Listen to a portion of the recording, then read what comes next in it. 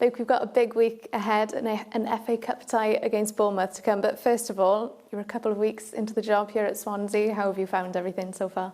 Yeah, I mean, brilliant, of course, is the first thing because such a great club and such good people here. But at the same time, like chaotic and, like a whirlwind. So I expected that. And the best thing is to have good people with you to help you through, the beginning when it can be, crazy. So I'm very happy. I know it's early days, and of course you would have been very familiar with the squad, but how pleased have you been with how the players have reacted, how they've taken everything on board so far? Yeah, no complaints at all. No complaints. Many familiar faces, as you say, and some new players that I'm having the pleasure to meet now and work with them. But I mean, plenty to do. Together we have to give ideas, and the players understand the ideas and convert them into action on the pitch.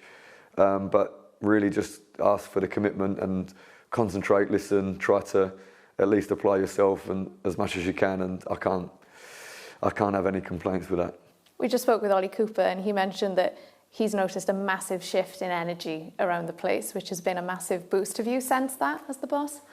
Yeah, I mean, look, for a change, maybe let's say the energy was there before, but in a different way. I don't know, because I don't want to talk ill with anyone at all, because people that have been at the club before me are serious guys, been successful already and so on. So yeah, maybe different energy, and I try to have that, certainly enthusiasm for the players. They have a physical job where they have to be intense every day. So I try to at least bring that as well, and staff have been incredible. The ones that were here already, I'm so happy that they can be a part of the staff with me, and guys that I brought with me are guys that I know because I worked with them before, that they have that as well. At least when the players come in, they say, well, okay, they're really trying, and they want to show us that they have the energy, and we do the same thing. So I'm happy to hear that from one of the players, because this is a big idea for us. Yeah. What's been the best part of the job so far? I know it's early days, but what's been the best part? I think it was incredible to see the fans in the stadium, to go out there and see the fans in the stadium, to see how many travel to Birmingham, and the way they show us affection at the end of the game. That's really been, it's really been encouraging to see how the people responding to myself and to the team. So that's been really quite special. A big test against Bournemouth to come on Thursday night, Luke. How much of an opportunity is this going to be for some of your players facing a Premier League side? Yeah, huge test for everyone, and a very good side with incredible players. The last time I went there was with Swansea, and we suffered really a lot there because they were brilliant. And I think we knew that they were going to be promoted, and they did. And now I think they've improved their squad as well, and excellent manager. So let's try and make sure that we make a proud performance, whatever the outcome. Let's make sure that we have a performance that we stood up there and we were competitive. So we have to get that right today and tomorrow in training. Going into the game as underdogs, respectively, does that make things a bit easier for you in a way? Does it give you a bit more freedom, perhaps, to experiment? Yeah, I think that's a nice way to say it, because to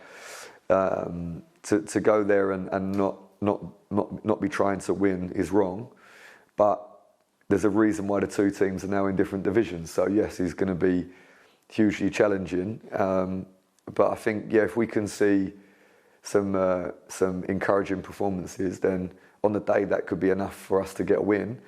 But the worst case scenario, okay, we didn't win this game against very, very tough opposition in a different division, but we come away feeling like, well, we had some very good moments in the game, and we done ourselves proud. So that's the minimum. If I could take you back to the previous round against Morecambe, I'd be impressed if you remember a lot, because it was a whirlwind 24 hours. You'd just been announced. Then you had the game. What did you learn from that experience, watching your team for the first time, and how important is it that you try and build on that?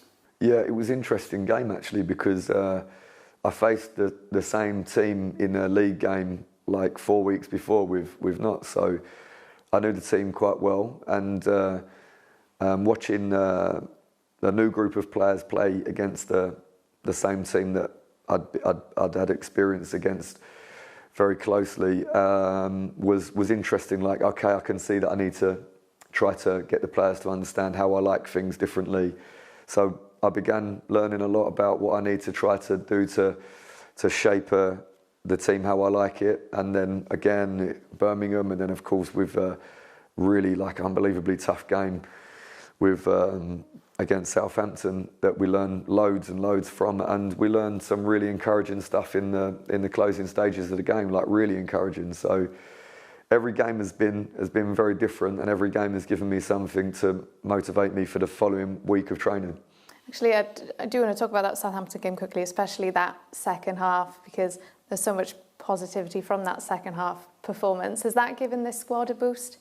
I think it has, because we had like I have to be honest and say we had like a humiliated feeling at half time, because the opposition were incredible. Like they played very, very high level of technical quality with a very high level of tactical understanding. And when you bring everything together like that with a group of players that have good quality, it's very tough to play against. But then to see a group of players at half-time inside the change room feeling like wounded, you know, very hurt, to see the response was like, I thought, whoa, okay, there must be some real character in there, some bravery, some, you know, like a never say die attitude. And that's something that you can really work with. So hugely encouraging things from that game, as well as like really, really some dark, tough moments in that first 45 minutes.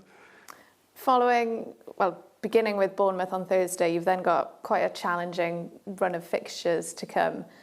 What do you think is the priority for Swansea City during these next few weeks? Yeah, that's a really, really well worded question. Thank you. And I think that what we have to look for is increases in performance, because we know that these teams are not only are they full of good players and they're well-organised teams, but they also have a good feeling as well at this stage, you know. And so when you combine good quality, you combine good structure and good coaching with a good feeling, then it's hard to play against, of course. But can we show that we are improving our performance? And let's say if I gave you a scenario like we played the last 20 minutes of football for an hour, then we start thinking, whatever is the outcome of the result, we say, well, they looked like really, really incredible. I mean, let's be honest, we could have took away a point from the Southampton game. Would Southampton have walked away and thought, you know, it's a total disaster? No, they would have said, we played some incredible football for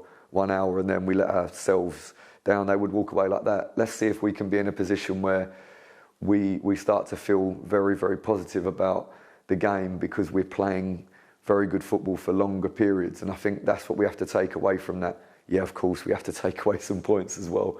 But I think the future becomes brighter if we can see the team are growing in their confidence and in the way that they can control a game.